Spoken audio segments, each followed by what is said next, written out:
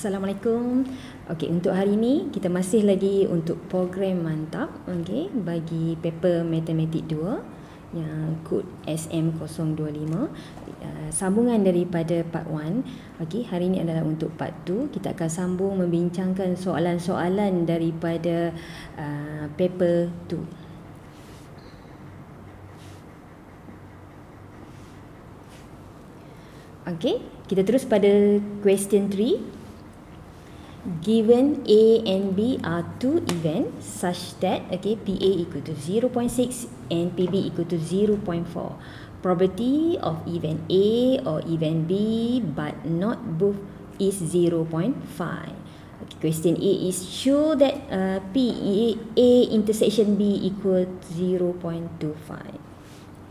And then question B is determine whether A and B are independent event. And the C, find probability for B prime given A prime. Okay, next we go to the question 3A. How to show that probability A intersection B equal 0.25. Okay, we know that, sebelum tu kita tahu probability event A or B but not both, from tree diagram, dia punya kawasan dia, adalah, saya lorekkan di sini, ini yang kawasan yang dimaksudkan, sebagai yang memberi nilai 0.5, 0.5.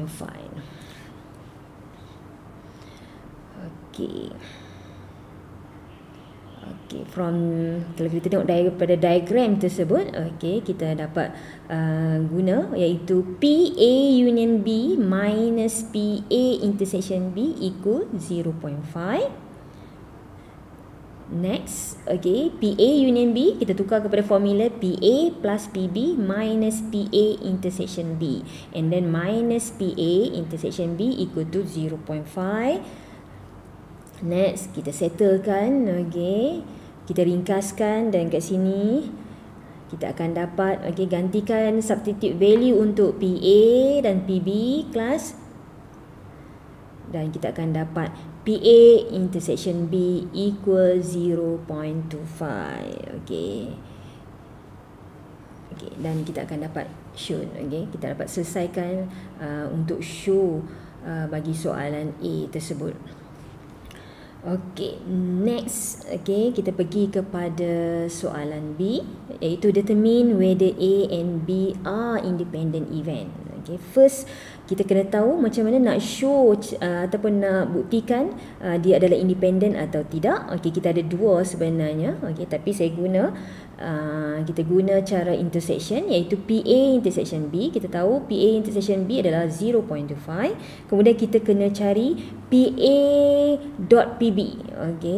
Dan kita calculate, kita akan dapat 0.6 times dengan 0.4, kita akan dapat 0.24.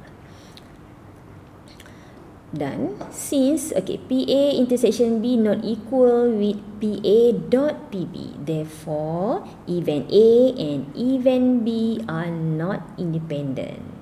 Jika kalau PA intersection B equal to PA dot PB, kita kena buat conclusion, then event A and B are independent. Jadi untuk soalan-soalan ini kena selalu tengok balik, macam mana nak buktikan dia independent, dan juga mungkin juga soalan bertanya macam mana kita nak buktikan dia adalah mutually exclusive. Jadi kena tahu yang itu. Next kita pergi kepada soalan C. Kita dah ada maklumat tersebut. Macam mana kita nak cari find P B prime given A prime. Apa-apa pun kalau soalan conditional event, tukar kepada formula basicnya dahulu, iaitu P B prime intersection A prime divide by PA prime. Pastikan kamu gantikan dalam formula yang betul bagi conditional event. Kemudian kita kena tahu apakah formula lain yang boleh kita tukar. Okey, terutama sekali bagi PB prime intersection A prime. Jadi kat sini kita kalau guna formula De Morgan rule, kita akan dapat PB union A prime and divide by PA prime. Okey, PB union A prime, okey, kita boleh tukar kepada formula iaitu 1 minus PB union A over 1 minus PA. And then kita substitute value bagi PA union B ataupun PB union A, sama aja. Okey, dan kat sini kita akan dapat nilainya is 0.625. Okey, ataupun saya rasa kamu boleh juga guna Venn diagram kalau kamu ada maklumat yang cukup untuk kamu sketching Venn diagram. Okey, kadang-kadang kalau kita guna Venn diagram dia lagi cepatlah untuk kita find tanpa kita menggunakan formula De Morgan lah. Okey, itu adalah untuk soalan 3. Next, saya pergi kepada soalan seterusnya. Kita masuk soalan 4, question 4. Okey, ini daripada chapter 9 random variable. Okey, soalannya adalah the probability distribution function for a discrete random. Okey, discrete random. Kita kena tahu kita ada dua, okey, discrete and continuous. Okey, tapi this one is a discrete random variable t with is k is a constant as given. Okey, dia mesti bagi function dan dia mesti akan bagi dia punya nombor random lah kalau soalan macam ni lah. Okey. Okey, jadi kat sini kita tengok kalau soalan A dia, okey, show that k equal to 1 over 14, okey, and then construct a probability distribution table for t. Kemudian kita nak find probability. C, kita nak determine the mean of t. Okay, what is mean of t? And then D, kita nak calculate variance t. And then E, kita nak find the cumulative distribution of the function. Okay, cumulative ni selalu keyword kita is F besar lah kita panggil, okay. Okay, next kita tengok kepada solution untuk A dahulu. How to show K equal to 1 over 14. Okay, and then construct a probability distribution table for T. Okay, kita kena ingat apa formulanya, summation Px equal to X equal to 1. Okay, yang itu formula yang kita akan gunakan untuk kita cari unknown bagi case probability distribution yang discrete-nya. Okey, jadi saya dah substitute dalam formula. Okey, kita akan dapat kat sini. Okey, dan function kita punya modulus tu adalah untuk positifkan kita punya jawapan. Dan kat sini kita akan dapat K equal to 1 over 14. And then kita substitute balik dalam table. Dan kat situ kita akan dapat table probability distribution kita, iaitu yang number random kita is 1, 2, 3 dan 4. Kemudian dia punya probability dia bagi number random 1 kita akan dapat 1 over 7, number random 2 1 over 14, number random 3 2 over 7, and number random 4 is the probability is 1 over 2. Okey, next, okey, kita tengok kalau nak cari macam mana nak cari probability. Kita ada f kecil, okey, kita ada f kecil. Macam mana kita nak cari probability bagi discrete, okey, bagi discrete. Okey, jadi kita tahu kawasan mana yang include, okey, sebab kita kalau ikutkan kita nak cari di antara lebih besar daripada 1 dan kecil daripada 4, okey. Jadi kalau kat sini kita tahu kita termasuk T equal to 2. Okey, kenapa termasuk 2? Tak termasuk 1 sebab kita tak ada equal pada 1 ya. Okey, jadi PT equal to 2 plus PT equal to 3. Okey. Okey, kat situ. Okey, jadi PT equal to 2 plus PT equal to 3, kita guna nilai probability dalam table, iaitu 1 over 14 plus 2 over 7, dan kita akan dapat 5 over 14. Itu untuk jawapan nilai probability. Okey, jadi kalau menggunakan F kecil, okey, kita rujuk table, okey, kita cari probability. Untuk seterusnya, okay, C, kita nak determine the mean of ET. Kena tahu apa simbol mean. Simbol mean adalah ET. Okay, selalunya kita, sebab variable kita dalam sebutan T, kan, kalau ikutkan selalunya soalan-soalan kita dalam variable X kan, EX lah. Okay, jadi sama maksud dia kan, ET lah. Okay, jadi kita cari ET.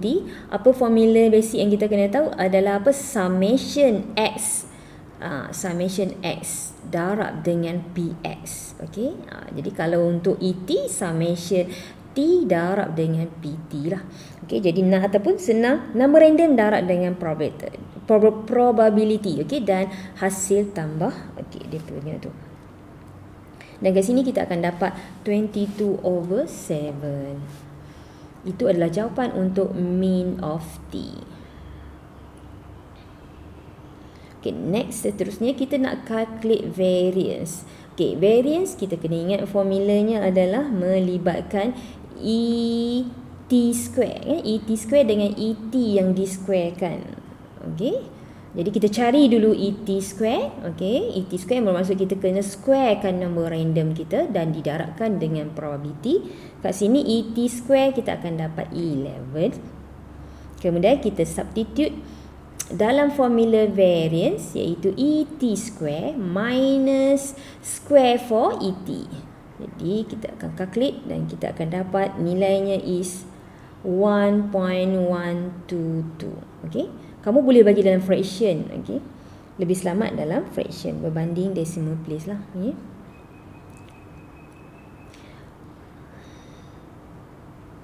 Okay, untuk soalan E, okay, 4E, find the cumulative distribution of the function. Okay, sebenarnya random, okay, tak lari daripada chapter data lah sebenarnya. Okay, okay, jadi mungkin kita boleh taksirkan maklumat kita macam data. Okay, kita ada interval.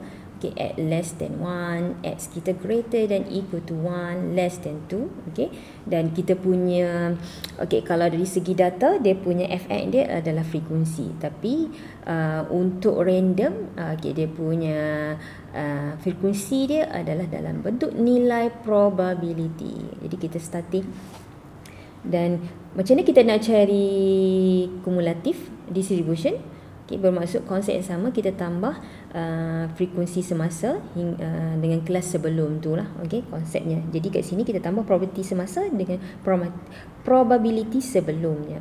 Jadi first kita akan dapat 0. Second one is 1.7 plus 0. Kita akan dapat 1/7.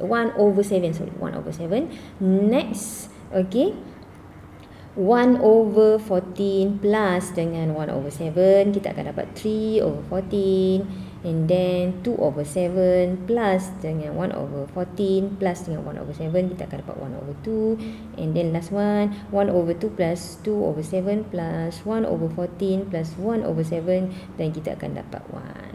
Okay, sepatutnya kita tahu dah, kita pasti akan dapat 1 sebab itu adalah melambangkan cumulative distribution of the function.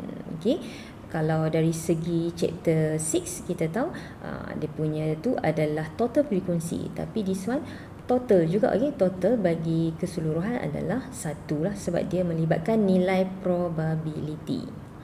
Okay, kita dah selesai dah soalan 4. Next, kita pergi kepada soalan 5. Okay, in a production process of the flower vase, it is known that the probability of the flower vase have defects is 0.15145. Okay, jadi kalau kat sini kita faham this one adalah daripada chapter 9 chapter 10. Okay, chapter 10. Okey, dan baca keseluruhan kat sini. Okey, jadi kat sini kita faham, okey, maklumat yang diberikan, okey, untuk kita nak guna adalah kita panggil, kita boleh guna taburan binomial distribution sebab kita ada bilangan sampelnya. Okey, saya pergi one by one untuk ni. Okay, untuk A, how to solve A, iaitu if 5 flower vase are selected at random, find the probability that at most, okay, at most 2 flower vase have defect.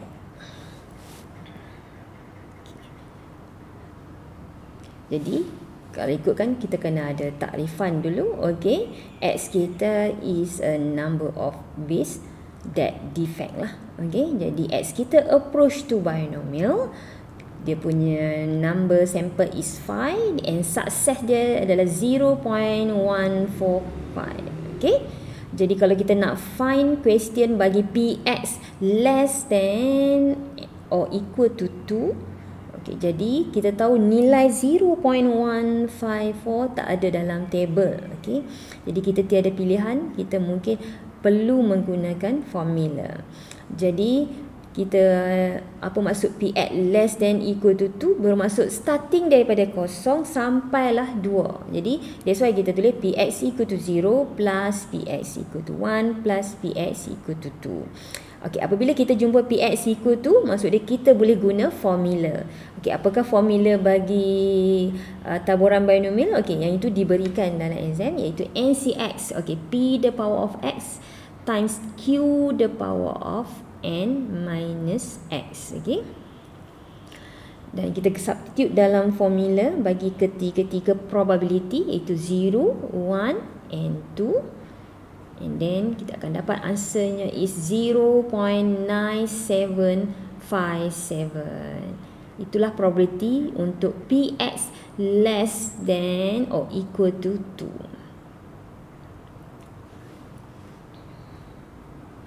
Okay, next, okay, untuk B, in n selected flower base at random, the probability that none of the flower base has defect is at least 0.1. Determine the value of n. Okay, jadi kalau kita faham soalan ni, okay, mungkin kita ada bilangan sampel yang baru yang kita tak ketahui. Okay, jadi iaitu disimbolkan sebagai n. Tetapi probability kita masih lagi sama iaitu yang defect, okay, has defect. Okay, jadi kat sini kita takrifkan dulu kita punya parameter kita iaitu as approach to binomial, sampel kita is n, and then success kita adalah 0.145. Okay, and then macam mana kita nak translate soalan kita dalam bentuk, maksud dia property dalam bentuk ayat, kita nak translate dalam bentuk simbol matematik. Okey, jadi kita akan dapat kat sini iaitu Px equal to 0, okay, greater than or equal to 0.1. Okay, jadi berhati-hatilah. Okay, simbol sama ada kita nak tentukan greater than ataupun equal kan. Okay, kat sini ke simbol ni. Okay, jadi kena baca betul-betul arahan yang diberikan lah, okay? Ataupun statement yang diberikan pada soalan. Okay, jadi kita substitute Px equal to 0. Jadi kita substitute guna formula NCX. Okay, kat situ kita akan dapat NC0 0.145 to the power of 0 and then 0.855 to the power n greater than or equal to 0.1. Dan kita tahu NC0 is equal to 1. Begitu juga 0.145 to the power of 0 is equal to 1. Jadi hanya tinggal 0.855 to the power n greater than or equal to 0.1. Okey, kemudian macam mana kita nak dapatkan n? Sebab n sebagai power, kita ambil log both side. Okey, jadi berhati-hati kelas. Okey, kita ubah sign kat sini. Kenapa ubah sign? Sebab nilai negatif pada kedua-dua value log kita, iaitu log 0.1 and then log 0.855. Okay, kalau equation tak apa, tetapi kalau inequalities, kalau dua-dua negatif, kalau kita dah ubahkan dia jadi positif, kita kena ubah sign. Dan kita akan dapat jawapannya n less than or equal to 14/6986. Dan kat sini untuk value bagi n, okay, n is at most 14.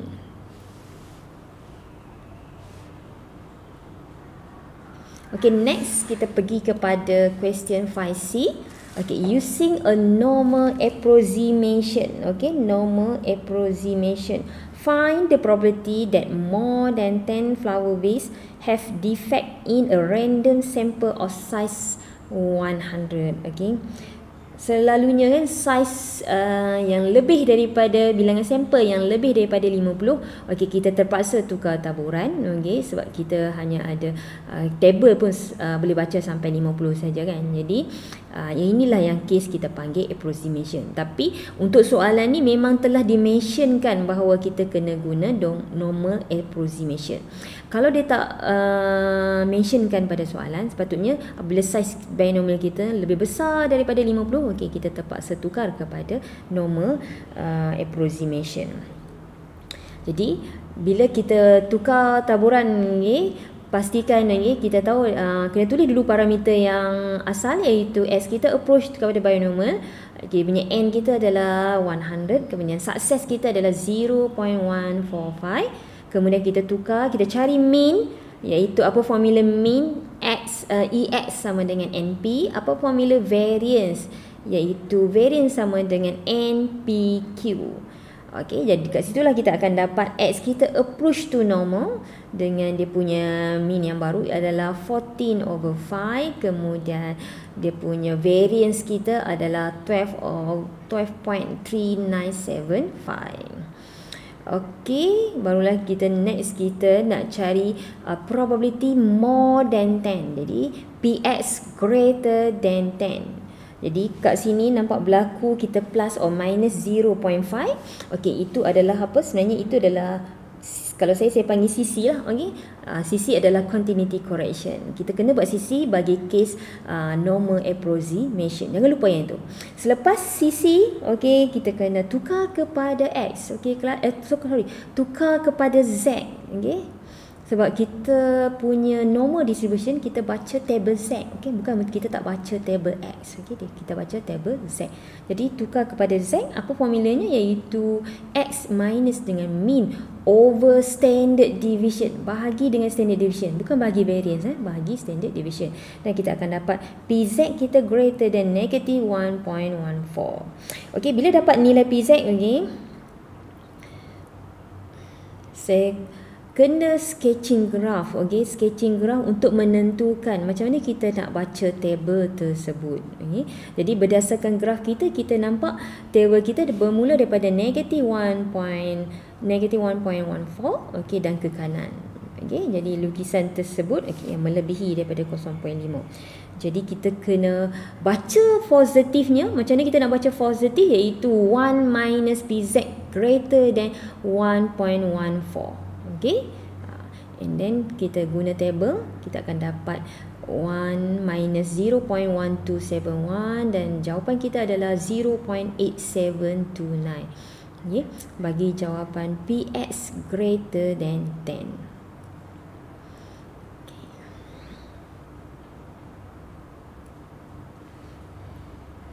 Okay, next kita pergi kepada next question, ada question 1. Okay, untuk section berikutnya. Okay, kat sini kalau kita tengok, kita tahu ini daripada chapter 9, chapter random variable, dan kita adalah kumpulan continuous dan dia adalah terdiri daripada F kecil. Okay, kita diberikan F kecil lah. Okay. Okey, kita tahu function kita diberi dalam bentuk piecewise. Okey, kemudian soalan, okey, I kita nak cari find the mode of X and sketch the probability density function of the graph fx. Okey, kemudian find the cumulative function of the fx, hence find the f1/2. Kemudian find the expected time. Okey, expected time to the response to complaint. Kemudian the response team is efficient, is dia punya probability is is at least 0.990. Determine if the response team is efficient. Okey, kita pergi kepada soalan pertama dulu. Okey, macam mana kita nak cari mode dan kita nak sketch the graph. Okey, selalunya kita tengok function dulu. Okey, function f kecil kita kat sini adalah kubik. Okey, Jadi kita menggunakan konsep differentiation yang kita dah belajar dah sebenarnya pada SEM 1, iaitu kita nak cari dia punya turning point dia, okey, titik maksimum minimum dia.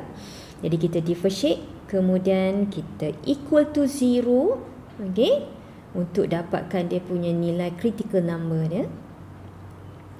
Kita akan dapat x square equal to 4/3, kerana kita ada dua value kat sini adalah x equal to 4 serta negative cert 4/3. Tapi kita tahu, kita tengok dalam domain mana yang x termasuk, jadi kita akan pilih x kita equal 1.15, okay? Sebab dia termasuk dalam domain bagi function kita tersebut. Okey, bila sketching graph, okey, kita hanya melibatkan daripada x0 and x equal to 2 sahaja, okey. Dan dia membentuk, sebenarnya dia daripada graf kubik kan, okey. Jadi dia ada lengkung, dia akan turun ke bawah. Okey, jadi kita just sketch daripada 0 to 2 sahaja.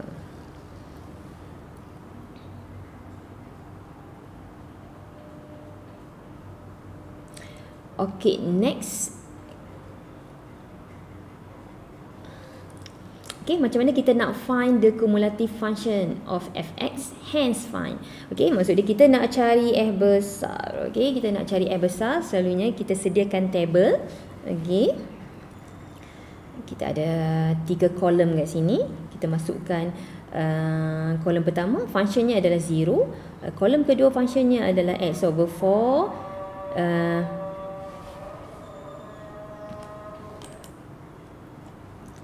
Okey, untuk kolom yang kedua, okey, function dia. Next, untuk kolom yang ketiga, okey, function kita adalah kosong lah. Kemudian kita masukkan interval, okey, pada setiap function kita. Okay, and then kita cari, okey, kita integrate, kita dapatkan fx adalah integrate from negative infinity to x lah. Okey, 0 dx equal to 0. Kat situ adalah 0. Jadi kita ganti balik, okey, f0 kita akan dapat 0 lah. Okey. Seterusnya, okey, kita nak dapatkan pada interval 0 x kita greater than 0 and less than 2.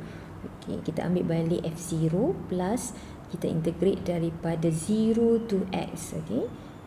0 to x kat situ. Kita gantikan null function dan kita akan dapat, okey, f, okey, ini adalah fx kita. Okey, dan kita dah dapat fx, kemudian kita cari f2, okey, untuk memudahkan kita cari f2 dan kita akan dapat equal to 1. Okey, kalau kita ada satu function je, sepatutnya kat sini kita akan dapat 1 lah.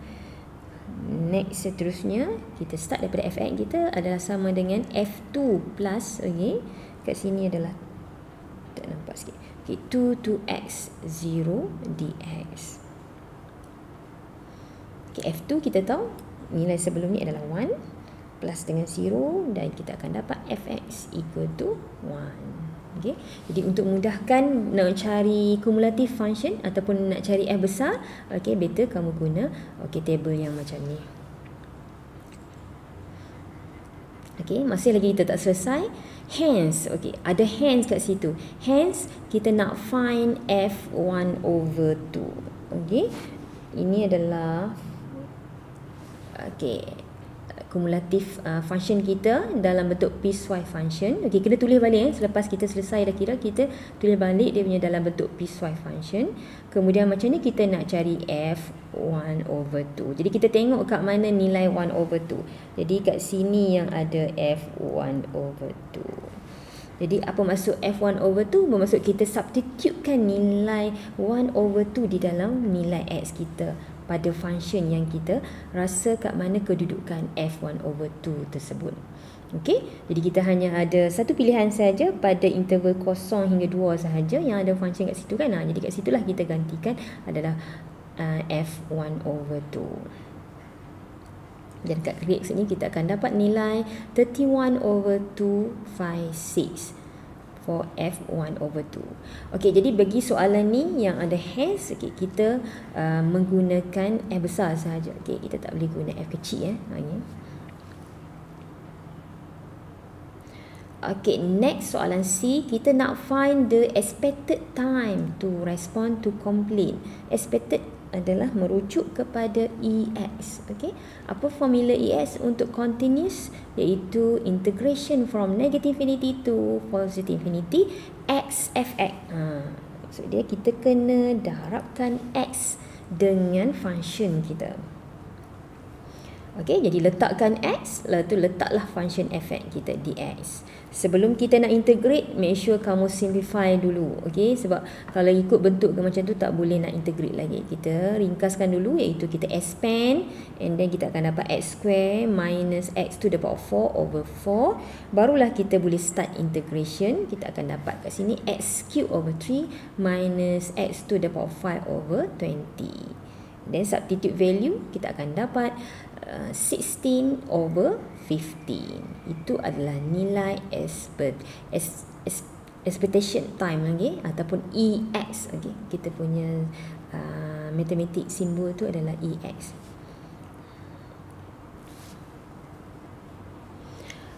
Okay, next kita pergi kepada question 1D. Okay, kat sini kita ada modulus. Okay, the response team is efficient. Is P ataupun probability kita modulus X minus mean, okay, less than 1 is at least 0.990. Okay, determine if the response team is efficient.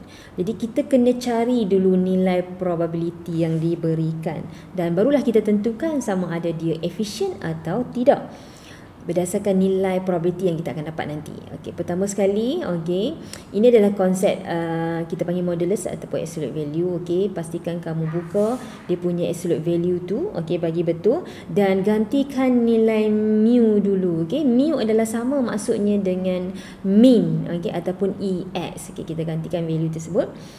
Kemudian kita akan dapat probability kita, X kita minus 16 over 15, okay, greater than negative 1, less than 1, okay. Kemudian seterusnya kita kena tinggalkan X sahaja, okay, kita punya interval kita. That's why kita akan dapat P kita di antara 1 over 15 to 31 over 15. Okey, kalau ikut ini dalam bentuk point, okey, di antara 0.07 to 2.06. Okey, jadi kat sini kita cari probability, okey. Jadi kita akan dapat probability-nya adalah 0.9932. Okey. Kemudian barulah kita tentukan sama ada kita punya respon team kita efficient atau tidak. Okey.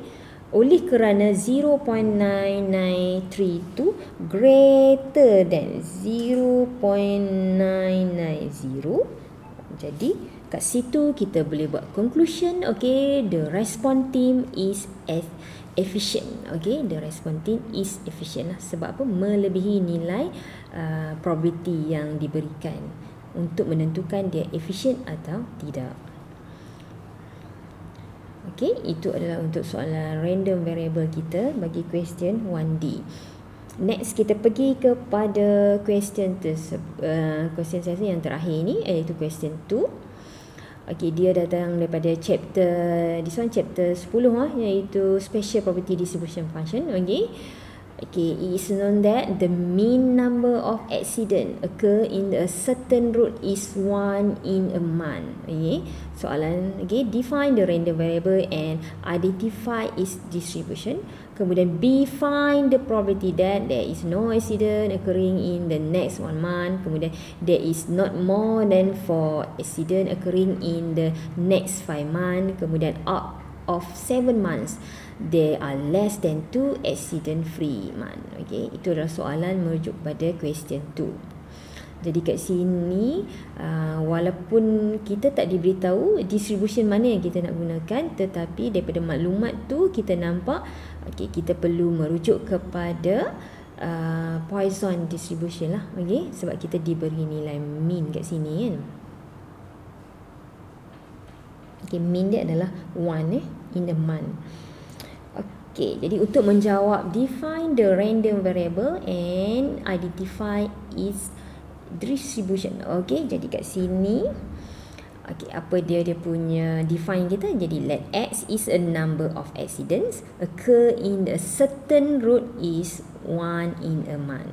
Jadi untuk identify dia punya distribution, jadi kat sini kita katakan okay, dia tertabur secara Poisson distribution. Okay, Poisson distribution. And then kita tulis parameter sekali kelas. Okay, as approach to Poisson, 1 lah, merujuk kepada 1 month. Okay, next seterusnya soalan B, find the probability that there is no accident. Okay, no accident occurring in the next 1 month. Masih lagi interval yang sama, 1 month. Jadi kita tak perlu tukar parameternya. Cuma kita kena baca ayat matematik tu dalam bentuk simbol lah. Okay, apakah yang dimasukkan dengan no accident? Okay, no accident adalah Px equal to 0. Jadi Px equal to 0, saya sarankan kamu guna formula sahaja. Formula diberikan nanti. Okay, itu eksponen negatif lambda, lambda to the power of x and then over x factorial. Jadi calculate kat sini kita akan dapat 0.3679. Itu probability untuk no accident in a 1 month. Okay, next kita nak find probability there are not more than 4 accident occurring in the next 5 months. Okay, nampak ni dia berlaku perubahan interval kat situ. Jadi kita kena tukar parameter x kita approach to Poisson. Okay, 5 lah. Okay, 5 mewakili as a lambda lah bagi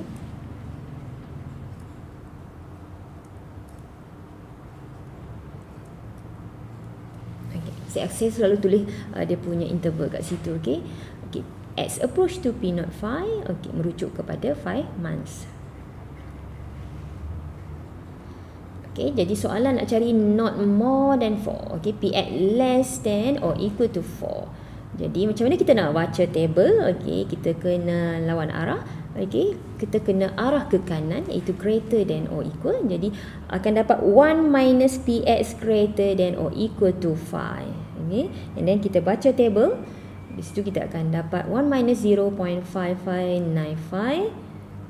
Dan calculate kita akan dapat dia punya 0.4405. Okay, untuk soalan they are not more than 4 accident, iaitu Px less than or equal to 4. Okay, soalan B, find the probability that, okay, out of 7 months, there are less than 2 accident free month. Okay, jadi kat sini, kalau kita baca betul-betul, kita akan fahami, okay, kita perlu tukar taburan. Okay, let x kita is a number of month. Okay, that no accident ataupun sama maksudnya dengan accident free. Jadi parameter kita akan menjadi at approach to binomial, sampel kita adalah 7. Okay, bilangan bulan kita adalah 7. Kemudian dia punya sukses dia, okay, that no accident is 0.3679. Okay, itu adalah parameter yang baru. Kita menggunakan taburan binomial sebab kita ada bilangan bulan. Okay, tapi kita nak cari they are less than 2 month. Okay, less than 2 month. Apa maksudnya dalam simbol property? Px less than 2. Jadi Px less than 2. Yang ini pun sama kelas, kita tak boleh guna table sebab nilai sukses kita tak ada dalam table. Jadi kita perlu menggunakan formula. Jadi kita perlu mencari sama ada langkah ke kanan atau langkah ke kiri yang lebih menjimatkan. Okay? Jadi kat sini kita tahu Px less than 2 bermaksud kita start daripada 0. Px equal to 0 plus Px equal to 1 sahaja. Okay? Sebab 2 tak termasuk, sebab 2 tak ada equal. Jadi kita guna formula untuk Px equal to 0 and then Px equal to 1. Okay, gantikan dalam formula binomial.